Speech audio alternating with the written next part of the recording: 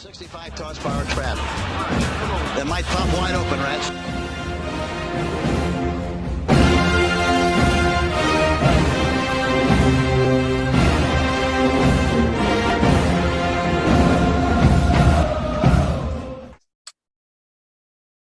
Welcome back in, everybody, to the TPT podcast. I have two big-time guests with me here today.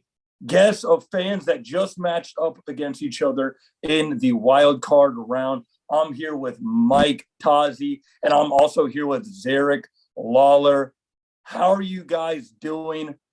You guys are one of the biggest fans I know of the Giants and the Vikings. Mike, how you doing? Oh, my God. I couldn't be better. So proud of the Giants. I was a little concerned because everybody was picking the Giants before the game, but I think everybody saw it. The Vikings had some deficiencies. Giants were able to play them close last time they matched up, and here I am getting to talk some trash to Z on the other end. All right, let's go. I'm here with my big brother as well, Zeriq. He is the biggest Vikings fan I know. I give him a hard time every time the Chiefs and Vikes match up. We will see that next year, so that's going to be interesting. But Z, what is up, man? I mean, what is there to say? What is there to say? I mean, like Taz said, it's depressing. If you can't hear my voice, I lost my voice. I was screaming at the TV so hard because this is not what we expected in the season. And now I'm looking at it, like Todd said, the Giants, they really gave us all they had, and it was exceptional. But yeah, there's a lot to learn. And you say, is it a successful season? Yada, yada, yada. It's just not what we wanted. So I'm a little butthurt. I'm not gonna lie. And yeah. I've been, Taz gets to talk trash, and it's, it is what it is. It was payback for us beating them with that field goal. Yeah, I mean, that 61-yard field goal early in the season. And, it's kind of weird for you, Zeriq, because it sounds weird. This is one of the greatest seasons in Vikings history. But then this happens. So you have the regular season where you had a guy like Justin Jefferson, got very close to breaking Calvin Johnson's record. You had Dalvin Cook, who had a pretty good year here and there. And then, Kirk Cousins. And it was such a magical season. We just said the 61-yard field goal. So many things that happened in the season. And then you have something like this happen. Talk a little bit about, the Viking season and, going into this game, some of your thoughts, your hopes going into the game and, some of your takeaways. Again, like you said, it's a magical season. It was probably just in Vikings history, but probably in the NFL history. We've never seen a team that has had so many one close games. I mean, if you look at last year, we had so many one score games and we lost them all. So by one score, we could have last year, been the same 13-4, 14-3, whatever it may be. So when we look at this year and we're winning those games, we have a new manager, we have a new head coach. We get Donatello on the defense. We think, okay, now we're making strides. We're winning games we shouldn't be winning. But there's still that asterisk. And I know I seen something on ESPN that they were saying, the Vikings are that team that it's, when they're winning, it's wow. But we're waiting for them to mess up. So then we can get the Kirk Cousins jokes in. Right. And then we can, here goes Minnesota, it's fraud team again. So it was tough. But at the same time, I think, when we go into the playoffs, we've already beat the team once. There's got to be that level of tenacity and that confidence of like, okay, we know what we did last time. Let's go in there and change the inefficiencies that we had last game. So it's tough. Just to talk about the game, I think we shut out Justin Jefferson way too quick in the second half. I don't know if you guys would agree, but I'm looking at stats here. On the first drive, Justin Jefferson had 4 receptions, 31 yards, 4 targets, almost a touchdown, got called back. Rest of the game, 3 receptions for 16 yards. In the second half, 1 reception, 4 yards. That's the offensive player of the year right there, and we're not going towards them. I understand, with great, great power comes great responsibility. With great attributes comes great responsibility. When you go back and you look at the film, he's getting double teamed and triple teamed. That's where you see TJ Hawkinson, you see Adam Thielen, these guys kind of go in. But we had to find a way to get him in there. That's your best player. Get him the ball somehow. Try and get him involved. So that was tough. And Jane will know I hate to say this. Taz probably too. My boy Dalvin Cook is just. Yeah, what happened? I don't know. I don't know what's going on. I told Jaden earlier, Taz, I can't remember what the stat was, so don't quote me on it. But it was something about, I think it was 70 or 80% of the time a team out rushes the other team, they're going to win the game. And I mean, Saquon, we couldn't stop Saquon. We couldn't stop Daniel Jones. I mean, the run game was ridiculous. It was ridiculous. And when you look at that and you go back and you look at the season, everyone wants to give Kirk Cousins Kirk Cousins, he did it again, this and that, yada, yada, yada. We're looking at a guy who was number 1 in the league for most knockdowns, top 5 in the league for most sacks, and I think it was top 3 for most hurries. So you got a guy that's in a pocket that is an O-line that's depleted. Darrisaw was one of the best O-lines in the game. He was in and out. We lose Bradbury. We lose O'Neal. We lose all these guys. He's just supposed to get the ball to the best receiver, or one of the best running backs. Yeah. It's tough, So going into what we think of next season, I don't know if I'm getting ahead of myself, but I think we need to really focus on the defense. It's weird. We went from a Mike Zimmer dynasty of defense, and having a powerful defense to now, great offense. I mean, I see why the Rams won a Super Bowl last year with KOC. I mean, great offense. But when we look on the defensive side, I mean, I love my team, but our corners, it's tough. It's really tough. So we got a lot of options going into next season, but as of right now, I'm just still trying to what's the word? Just think of what went wrong. I mean, everyone was just I was in Tampa at American Social, not a plug, so not an ad, but social if you want to give us free wings. Right? Yeah. Hey, it is a plug. But yeah, I mean, random people coming up to me, what happened? And not in a malicious way, like, God, it was like you said, it was so magical of a season. You just thought and believed that the Vikings, they might do it again. It was a 1-score game, 1:20 left. This is it. But hey, we were the Vikings and the Giants were the 2 teams that, I can't remember, it was very close 1-score games throughout the whole season. So yeah, it was tough. It was tough to see. Yeah. A lot to digest. And again, we're going to get to Mike here. What is, you have the Vikings who are such a powerhouse in regular season. We talked a little bit before the show started. I have a roommate. He's a Giants fan. And when he told me 10 wins this offseason, he said, we're going to get 10 wins. I kind of was like, no, man, like this team is not going to be a great team. Daniel Jones may not be that guy for them. But lo and behold, kudos to the Giants. There was a lot of people who just did not have faith in them, especially in that division. You have the Cowboys, you have the Eagles, and then you even had Washington at a time that was there. But they proved time and time again they can hang with teams, bringing in a great head coach. What is your thoughts on the Giants this season and, leading into this playoff game, some of your thoughts on this playoff game as well? Just a massive success. I mean, based on where the franchise has been the last 6 years. Yeah. Just even playing a respectable, entertaining brand of football was all I needed to see. And I think if you ask every Giant fan making the playoffs, we're already in bonus territory. A win would be great, and that's what happened. But even just getting there was the goal. Now we're playing with true house money, especially after that Vikings win. I mean, Brian Daboll, I've always been pretty high on him. I love his kind of resume. He's been so many places. He's had so much success with a lot of different quarterbacks, Jalen Hurts, Tua, Josh Allen. Just hearing those guys talk about him I thought that bode well. And just how he spoke to the media, how he carried himself. There's a lot of coaches who talk a big game, like Joe Judge when they first brought him in, but Dave's just seemed like a guy who spoke English and was like a true person and didn't try and complicate matters too much. And I mean, coaching, they were basically the same roster last year as they are this year. A little bit of more experience, like Andrew Thomas, all-pro left tackle. That's huge. So just everything kind of developed over time. They're battle tested this year. They got a couple pass rushers, did a good job blocking for Dan. Dan Jones was able to make really good decisions, and just all the adversity him and Saquon have been through with the different coaching regimes everything kind of blended together for this moment to be able to beat the Vikes. And man, yeah, just going into the game, I felt like the Vikes water was going to meet its level at some point. They had just gotten, I don't want to say lucky all year, but they've gotten all the breaks. And at some point, it might not go their way, and deficiencies on defense.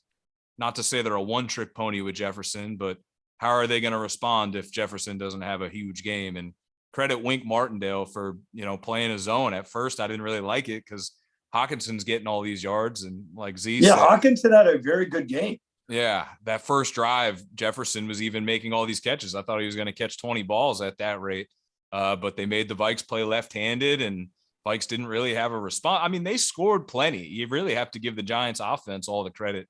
I didn't think that they could win in a shootout, and Daniel Jones played a perfect game. I've never seen him play that well. Yeah, and that's what I wanted to get into with you a little bit is Daniel Jones. A lot of people just, they were saying, even in the offseason, do they go get Russell Wilson? Do they go get some of these other guys?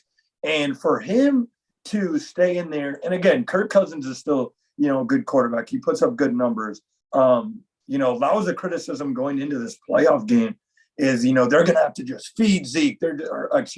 Barkley. They're just going to have to give him a ton of carries because you're not going to be able to get it done with Daniel Jones because shout out Daniel Jones. If I take the average NFL fan and I say, you name me some of the Giants wide receivers, they maybe will say Kenny Golladay, and they're going to stumble after that. Maybe Sterling Sharp, or some of these other receivers. Yeah. But, yeah, he was out. The only reason why I know who he is because I don't know, me and Zeriq are OU guys. But most people aren't going to know who some of these receivers are.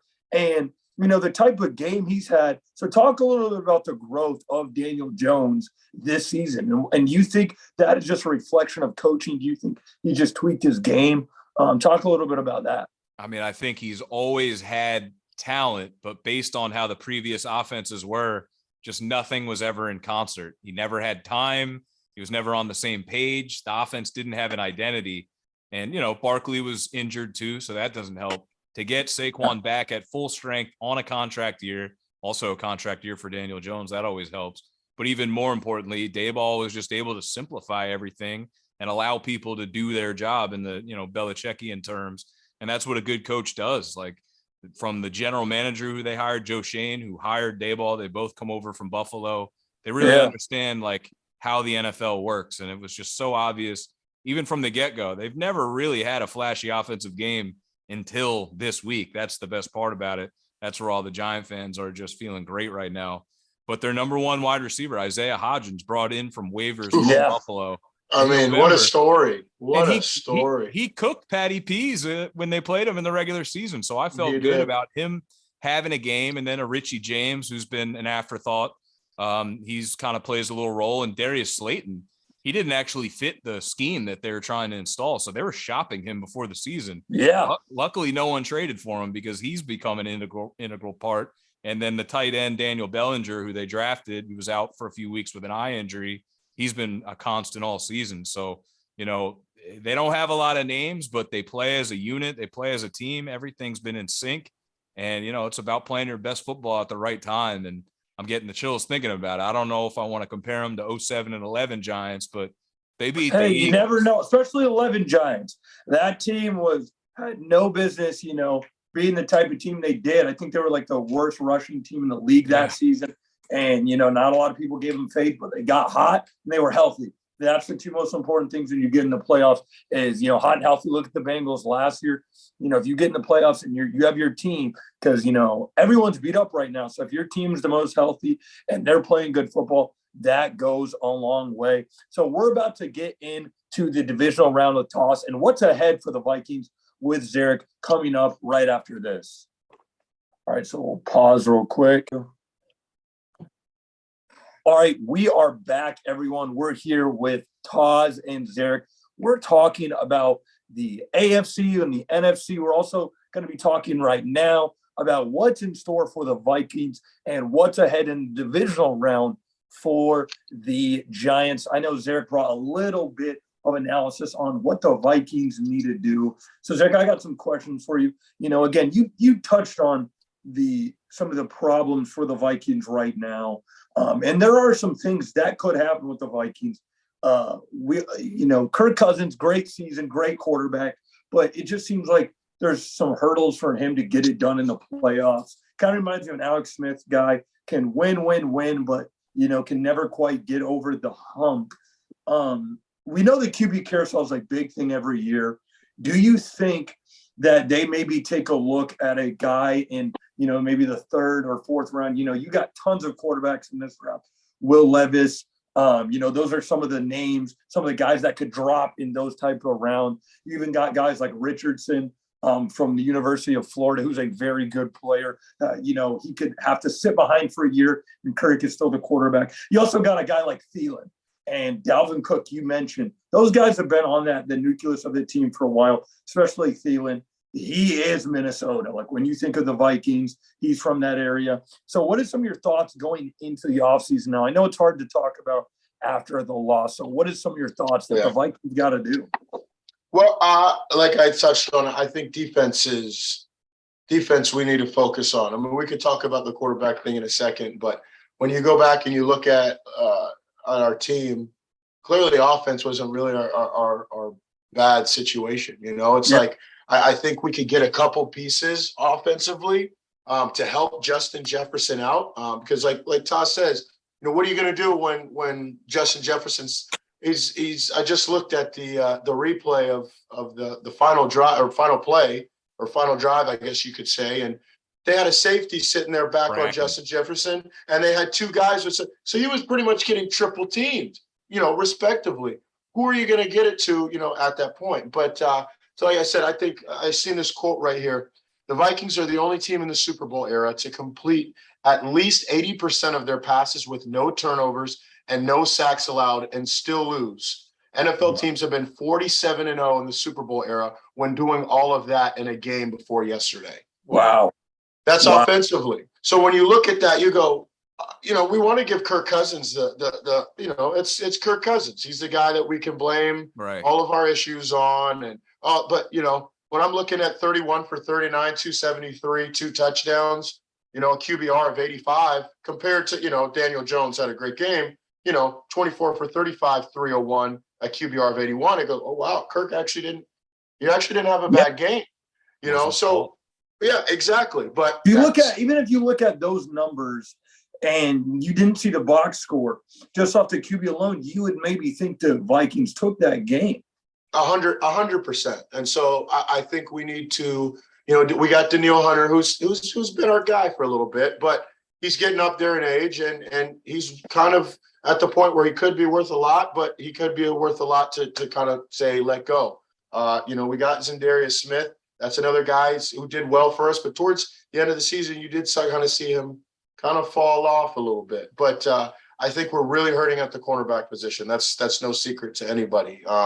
We got guys like Duke Shelley who came from, I think it was the Bears. Correct me if I'm wrong, but out of the blue just came up and is doing great. But someone we had no clue about, Cam Dancer, was supposed to be our guy. He was out, So the cornerback position, I think, is where we need to get better at. Now, I mentioned it before, my guy Dalvin Cook, my guy Adam Thielen. I'm a D2 athlete myself. I call Mr. D2, $500 scholarship guy to now be one of, you could say best receivers in Minnesota history. Yeah. But it's also a situation where we didn't see him get a lot of touches this year. He'd get his touchdowns like he usually will. But we're not seeing a lot of productivity from him. So again, that's a situation. I think we even seen Adam Thielen's wife kind of post a tweet or a story about this may be our last time in Minnesota. Who knows? So maybe she knows something we don't. But I think that it might be a parting ways of Adam Thielen, and I think they might be shopping Dalvin Cook as well, because like you said, we can flirt with the quarterback position. Yeah, I think it would be good, as a lot of teams will do, is go and get a guy that might get under, make Kirk have to fight for position. To be honest, Jada knows, Tozzi, I mean, maybe I'm the biggest when it comes to Kirk. Oh, come on, Kirk, he's so up and down. Yeah. He was a top five MVP candidate this year. I mean, you take away the name Kirk Cousins and you put those stats and those type of games on anybody else, we're worshiping him. We're saying, wow, this guy's exceptional. but it's Kirk Cousins. It's the guy we can kind of throw all the bad stuff on, and no one's going to get on me for it because it's Kirk Cousins. So I think it would be good. Like you said, that if we did get somebody, because right now, Mullins, is it Dan? I think it's Mullins, or Nick Mullins, right? Nick Mullins. He's not bad. He did some good things versus the Bears at the end of the season. But I think if we tried that with Kellen Mond 2 years ago, getting, kind of that stud guy, gunslinger type thing, he didn't pan out. That was him and Zimmer kind of situation. But I think if we can go in there and get a guy that, can give Kirk a little bit of fire under his butt and keep him at that guy. Because like you said, he is 35, 36 years old, I think. So he's getting up there in age. He's not, he's no Tom Brady where it's like the fountain of youth and he's just winning. But, I do think that we should kind of flirt with that idea. But it's clear as day. Our defense needs work. Our defense needs work. And I think going forward, I think we got a great situation in a general manager. And I think we got an even excellent situation as a coach. A lot of Minnesota Nation right now is saying, boot Donatel out. And maybe I think so. I think a lot of the situations as far as defense, like Taz was saying, he saw his team in a zone, and then they switched it up into a man-to-man, and they were just going back and forth with different things. I didn't see a lot of that with the Vikings. I think we just stuck to one thing, and we're just going to go with it, and we'll see. We started off the season saying, oh, we might have one of the best duos with Danielle Hunter and Za'Darius Smith, on that front line. And we saw that for a little bit. And then what happened? It declined. We didn't really hear a lot, from those guys. We got good stuff out of Tomlinson, good stuff out of Bullard. But I think when it comes to that defense, it needs work. I think if we get somebody to help Justin Jefferson out a little bit. I mean, we had a great year in Osborne. We had a great year in KJ Osborne. I don't know if you guys watched a lot, but really productive, very productive. But I don't think he's solidified himself enough to be that number 2 guy. I think if we go after a guy like DeAndre Hopkins or someone like a Christian Kirk or something like that, to where it's like, oh, we got to watch for this. You can't just focus all our stuff on Justin Jefferson's. We got to watch this guy as well too. I think that's going to make us dangerous. I can't say enough about TJ Hawkinson. Huge game. I mean, he's ridiculous. He's great. But kind of like what you guys said, I wanted to touch on is we're starting to see, a team like the Giants, teams like the Jags, that they don't really necessarily have these big name players, but they mesh so well. I mean, you said, you go on you got Daniel Jones, pretty somewhat of a household name. You got Saquon Barkley. After that, like you said, Hodgkins came out of nowhere. I mean, it was, like you said, torching my boy Patrick P. You got Darius Slayton, 88 yards. You had Saquon Barkley even on receiving, 56 yards. You just had all these guys mesh together. You look at the Vikings, you'd think, oh, my God, you got a top 5 quarterback in Kirk Cousins. You got Justin Jefferson, the best receiver in the league. You got Dalvin Cook, who's supposed to be a top 5 running back in the league. Yeah. TJ Hawkinson, Adam Thielen. You go into the defense, got multiple, you got 2 Hall of Famers, maybe a third, Danielle Hunter. Like, wow, look at this team. And this is the outcome. So I think there's a good amount of stuff that they need to do. I think the management and the coaching did a good job just coming from the Zimmer era and bringing a team to 13-4 that just went, I don't know what, last year. But our defense is definitely something we need to get better, and just tell people to kind of get off my guy Kirk, man. Get off my guy Kirk. He's doing well. He did well. I know he's a nice guy. He's Mr. Coles, Kirk O'Chains, but I think as of right now, I'm comfortable with Kirk for now. So defense is a key this offseason for the Vikings. I know we got a couple of Vikings fans of the pod. Zeriq with a great analysis on what the Vikings need to do this offseason. Now I'm going to throw over to Taz. Taz, your team's still alive. Unlike Zeriq's, your team is still your team still has a chance to win these big one. So you're going up against a team that I'm guessing you love, right? The Philadelphia Eagles. Juggernaut. The Philadelphia Eagles. We had one of my good friends on the pod the other day. He brought his analysis on the Eagles. We may have to have you two on next week talking about Eagles Giants. But what is some of your thoughts going into this game? Heated rivalry. You remember the days of the Miracle in the Meadowlands with Deshaun Jackson. I don't mean to pull. I was there. But I was there. In fact, You were there. I went down an elevator or an escalator next to Spike Lee. And like No way. normally Wow. I'd be like, yo, Spike Lee. But in that moment, we were both looked at each other like, what just happened? And it wasn't even like, yo, you're Spike Lee. It was like both of us were in shock and just one human to another. Exactly. Yeah. Exactly. What happened? Yeah. It's like all celebrity type anything just washed away and you came together. It's just the the Giants fandom. And it's just like, I feel you, brother. Well, when the Eagles have had our number for so long, we did beat Jalen Hurts last year, which was nice, but he's obviously a whole new monster in year 2 of the Sirianni offense. And they got AJ Brown and they just tough line. Goddard's a great tight end. Devontae is a perfect 2 behind AJ. Quez Watkins is a factor. The running game, people forget. Miles Sanders, certainly a threat. Jalen Hurts, maybe not able to run as much as he has in the regular season. He's a little banged up.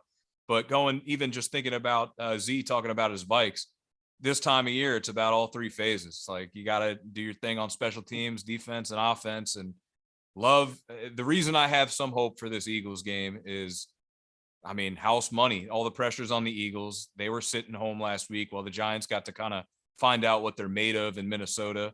And if the offense can roll like they did last week and the defense can play a little better, because let's face it, the Vikes scored most of the time they had the ball. That's what's funny. You really can't poke holes in the Vikes.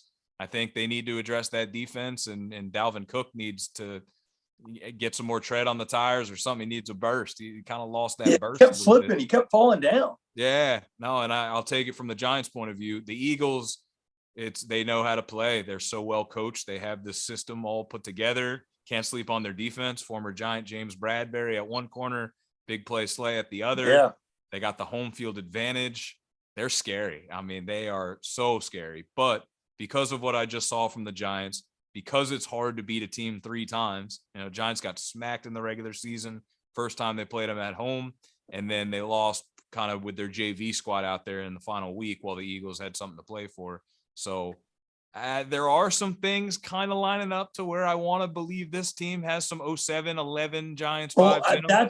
That's what I was just going to get at. I mean, let's not forget, that there was always the teams, I don't know if it was the Cowboys, but there was some of the teams they played in the playoffs that maybe in the past had the Giants numbers, but the underdog team and the Giants, both Super Bowl runs, they always found a way to beat the big powerhouse. If it was in 07, it was Brett Favre and the Packers. So, don't put it past the Giants to all of a sudden sneak a win out in Philadelphia. They are banged up. The Eagles are a little banged up right now heading into this game. They're not playing their best football. You can never say never with this Giants team right now.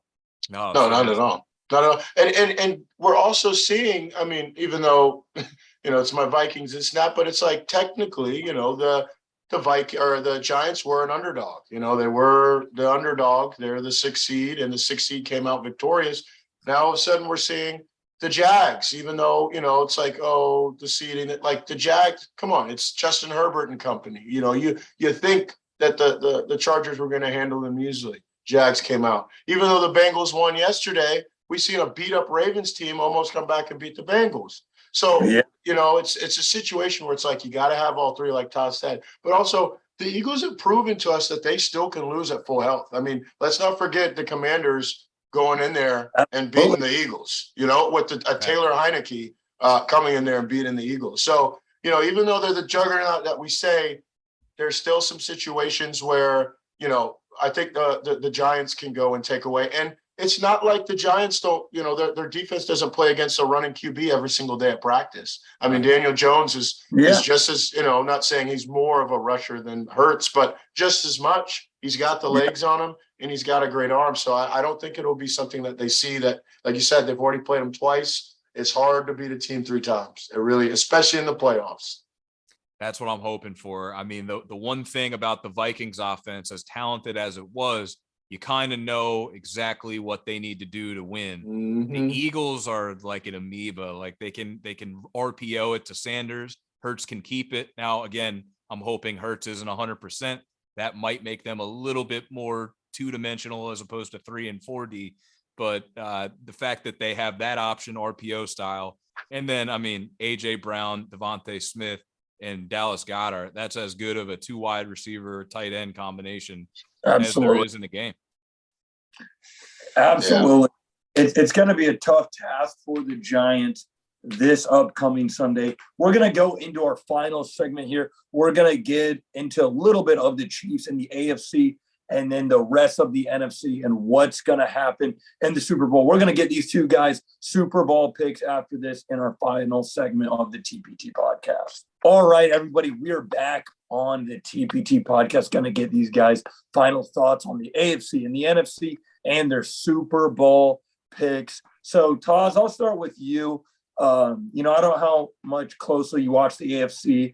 I don't know how, people can't these days because you got Patrick Mahomes, you got Joe Burrow, and now you have Trevor Lawrence. And, of course, you can't forget about the tank himself, Josh Allen, playing such great football.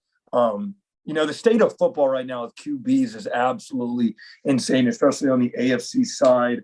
What are some of your thoughts about some of these teams in the AFC? I know we all saw that Jacksonville game, the miraculous comeback in Duval. So that was crazy. So, Taz, what are some of your thoughts about these teams in the AFC? Well, you set the tone. I mean, those are probably my 4 favorite quarterbacks in the NFL outside of Daniel Jones, where I'm a homer and completely blown away that he was able to do what he did yesterday. But it's great to see Trevor come of age. I mean, Patrick Mahomes is the standard. Joe Burrow just has that it factor where you can never count him out. His team rallies around him, and it's not always him dictating everything kind of the way Mahomes does. It's like they play as a unit, and he just makes the plays when he needs to. And then you called him the tank. Josh Allen is exactly that. Like, I just think of extreme when I see him play, because he'll turn it over here and there, but man, when he locks in, they're video game status. So you mix in the DeMar Hamlin emotion that I'm assuming they'll probably bring him out against the Bengals, the team that it happened against. You felt when that game didn't get played that it would eventually in the postseason. So I'm getting the chills thinking about that Bills-Bengals matchup, defending AFC champs versus the Bills, who just didn't get that last chance at the ball against your Chiefs last season. And the Bills were my Super Bowl pick from the beginning of the season. Just felt like, bringing in Von Miller, who unfortunately can't be a part of it, was a big move. And, they're just ready. They've been there. They've got one step closer, one of the best football organizations there is now in Buffalo. And I just feel like Josh Allen is too good. And if they got home field against the Chiefs, that would help. Now we're in a situation where it would be a neutral field, which is interesting. Yeah, it'll be in Atlanta. Yeah. So I can't wait to see Bills Bengals. That's a really tough one to call. I have to go Bills because they were my original pick, but Joe Burrow, you can never count him out. And Jamar Chase is a game breaker. T. Higgins was an unsung hero all season. And their defense isn't scary, but they just kind of know how to get it done. And then on the other bracket, I mean, the Jaguars Bengals, it kind of reminds me of what did I say? Jaguars Bengals? Jaguars Chiefs. It kind of reminded me when the Bengals went to Arrowhead last year, where Buck stops here, nice run Bengals, but this is the standard. You got a Jags team playing with house money, who's played at the Chiefs this year. Wasn't the best game for them, but they got to look at it. And better than anyone, the Chiefs will mess around a little bit. They have holes here and there, but them at their best, it's just Mahomes to Kelsey in their sleep. And at the end of the day, they got the 2 best players on the field and possibly the planet. Yeah. I mean, going to the Bengals Bills, I just have this feeling that Bengals Bills could be, back in the day in the 90s, you would have that San Francisco versus Cowboys. And everyone always said that was the Super Bowl. It feels like this Bills Bengals could be the big game of the divisional round, maybe even of the AFC and the NFC championship game, because you have 2 teams that are so similar. You see the Bills and I say this, it's kind of a weird thing I always tell Zeriq this, is the Bills are the best, worst team I've ever seen. They could kill a team 45-0. But they kind of mess around. The Chiefs do this a little bit too. They kind of mess around with the team where they could have, put the Dolphins on the ground last game. They kind of turned the ball over and they kind of messed around. And I remember I texted Zeriq and I said, the Bengals are going to just put it to the Bills if they play like this. And then we go watch the Bengals play, and their offensive line is beat up. Joe Burrow's doing the best he can with, his third and almost fourth string offensive lineman. But, they're kind of messing around, fumbling the ball, not playing their best game against a guy like Tyler Huntley. Now you're saying this game could go either way with the Bills or the Bengals. And then, like you said, you nailed it on the head. The Jags are the 2021 Bengals. They may not have a Jamar Chase. We talked a little bit about that off air, but, they don't have that Jamar Chase. But Trevor Lawrence is getting it done. And that, like you said earlier with Dayball, it shows great coaching. That team was horrible last year with Urban Meyer. And now they have this type of groove and coaching in the AFC. They won that division. Trevor Lawrence is playing great football, great leader. They were down bad versus the Chargers. And I love to see it. It brought a smile to my face to see the Chargers just absolutely fold. Because I remember all the years with Alex Smith, Matt Castle, where the Chiefs would be up like we were versus the Colts, and then you just crumbled and we would fall and lose. So it brought a smile to my face. So what is your final prediction? Who do you have going to the AFC Championship? Then we'll get your Super Bowl pick after we go to Zeriq with the NFC side. Oh, man. I want to take the Jags. Love the Jags. Probably rooting for the Jags, but I got no ill will towards the Chiefs. And I low-key want to see Chiefs-Bills all over again on a neutral field. On a neutral site, yeah. That'll feel like a Super Bowl in a way. In my eyes, the two best quarterbacks in the game going at it. Crazy high-scoring game probably, and let the best one win. But I love, Burrow on the other side, so I can totally see the Bengals finding a way. They were up 7-3 in that canceled Monday night game that, they were. If the Jaguars give us something to watch, that's really all I can ask from them. They're going in with house money.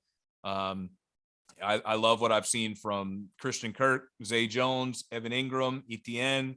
They got the young pass rushers and Walker and Allen. And you said it, Doug Peterson deserves a lot of credit. They were kind of a sleeping giant. Urban Meyer just didn't know what he was doing. Kind of similar to the Giants with Joe Judge. They had some talent in the room. They just couldn't get the most out of it. And Peterson and Dabes have done an insane job. So just for the Jags being here, it's already a victory in my eyes. If they give a game, that's great. But give me Chiefs versus Bills. And because I, stuck with the Bills at the beginning of the season, I'll take them to get there with the DeMar Hamlin emotion as well. Chiefs, Bills in Atlanta should be a good one. Should be packed out.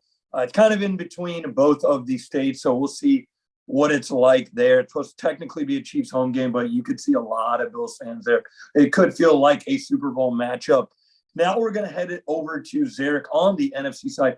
Any thoughts on that AFC, what we were just talking about, Zeriq, some analysis? Because we know that you're still in a Chiefs household with me and my dad. So, of course, your dad, but the Chiefs are still on a lot. You remember the Priest Home days and Trent Green and Dante, all those guys. Absolutely. So, Larry Johnson. Oh, yeah, Larry Johnson. Beast LJ was obviously a great player. So what is some of your thoughts on the AFC real quick before we get into the NFC side and the Super Bowl picks? Yeah, I think you guys nailed it on the head right there. I think we all know. No offense to the Bengals, they're very good, but I just think the way that destiny has happened, and especially last year, did they change the rule with each team gets the ball overtime?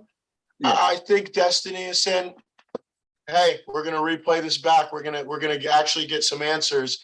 And I think it's going to be Chiefs Bills. Like you said, it's going to be a mini Super Bowl before the Super Bowl. In my opinion, the two best quarterbacks in the league going at it.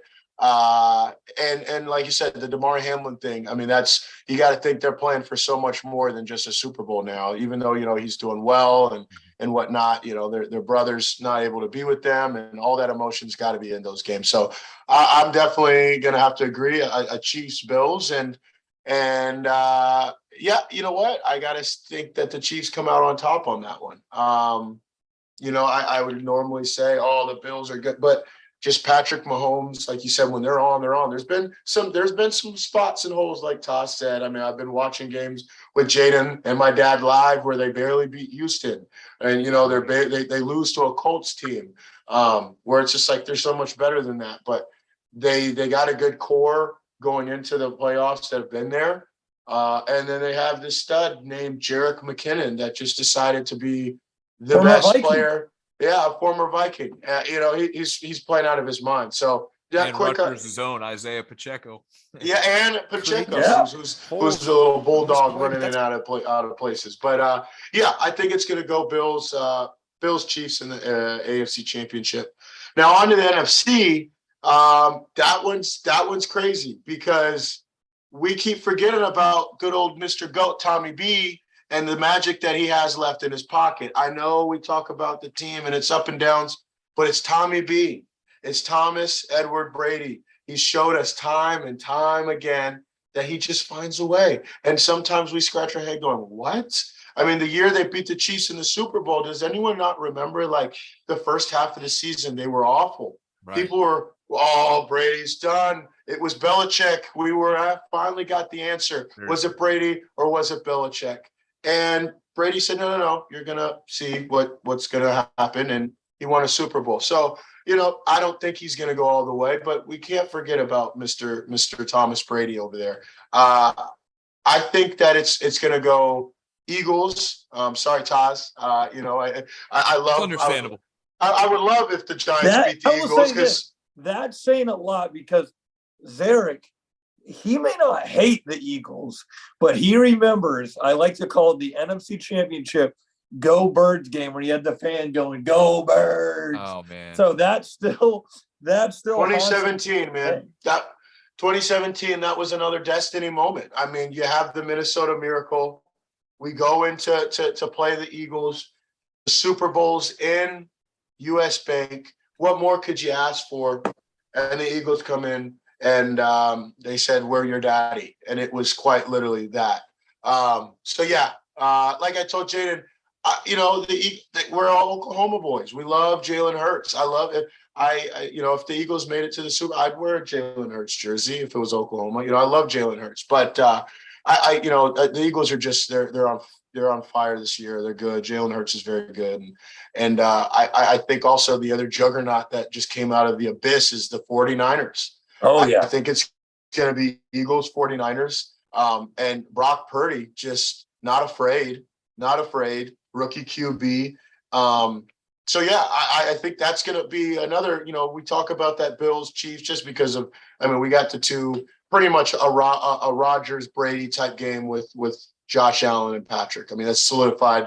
They've been the 1-2 punch the past couple of years, but now we're talking about this San Francisco 49er team coming out of the blue. And then we go to the defense and we're like, oh, their defense is just as good. What the heck?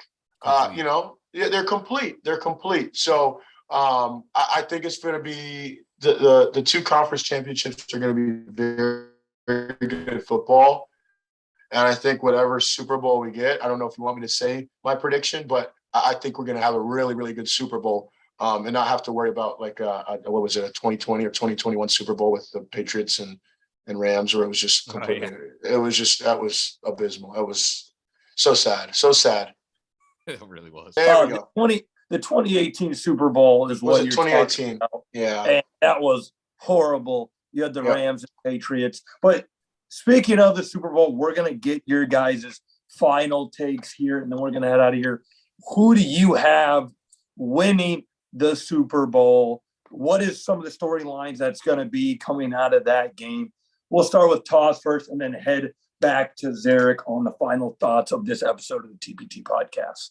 Well, I've been preaching Bills 49ers for several weeks. I think once they got McCaffrey, and even in that very first Purdy game against the Dolphins, he just looked like he had such poise in that offense. And talking about Kyle Shanahan, who makes it easy. They got a good line. They got weapons. Got good play calling. The zone running scheme with CMC. It just feels like too easy for him to fail. And look at the stat line he delivered against Seattle after he did look a little shaky in that first half. He had some playoff happy feet, but then you look at his final line, that would be the only reason I see the Niners not getting there is inexperience from Purdy, because That defense feels championship worthy. Nick Bosa has been unreal. They have somebody at every position. Dre Greenlaw's putting the smack down at the linebacker position. And CMC is exactly as advertised there. So I like them. I think they're trending properly. They kind of have a vibe because of Purdy. It's Cinderella and proven. And then, the Eagles are certainly capable. I feel like Dallas is a bit of a sleeper. Most people don't have them getting out of tonight's game. That could go either way. But if there's one weird team, them or the Giants, maybe. But most likely we got Eagles, Niners. I got the Niners coming out of that. Bills, Chiefs could certainly go either way. But just because the Bills couldn't get out of it last year with the Chiefs, I'm looking for the redemption arc. And then a classic Bills, Niners, Super Bowl. And right now, the Niners honestly feel a little more complete, but I've just been on the Josh Allen wave all year. So give me the Bills over Niners. Bills and Niners. I mean, as a Chiefs fan, obviously I would be upset, but at the end of the day, Chiefs were not even supposed to be this good this season. A lot of people, had some doubts about them when they lost Tyreek. But if I get a defense versus offense Super Bowl right here, where you have Josh Allen going up against that defense, his first time in the Super Bowl, that would be huge. At least we'd get some fireworks. That's an awesome pick. Zeriq, who you got in the Super Bowl? Todd just picked the Bills and 49ers. Let me know who you're picking. So I think we have another matchup of 2020, February 2nd, the Chiefs and 49ers. I think that Patty light skin Mahomes comes through. Another close game with the Bills, but I think he comes through. And I think it's a situation that the 49ers, they just have so many weapons. And they're hot. They're really hot. And I think they're a little bit more hot than the Eagles. And I think that when they go up against the Eagles, Christian McCaffrey is going to remind people who he was. Great game.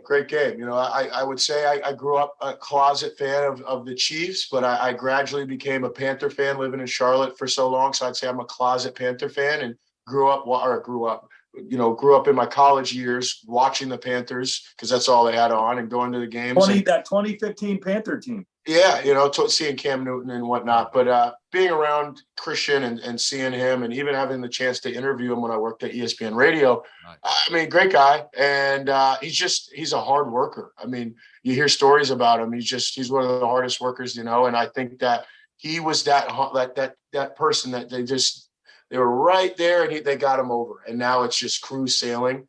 Yeah, 8-0. They brought him in 8-0. Yep. 8-0. And so I think they get to the Super Bowl. I think we have another rematch. I think we have another rematch of two great offenses, a great defense in the 49ers, and a very good sleeper team of a defense on the Chiefs. I mean, they're a sleeper team. Chris Jones.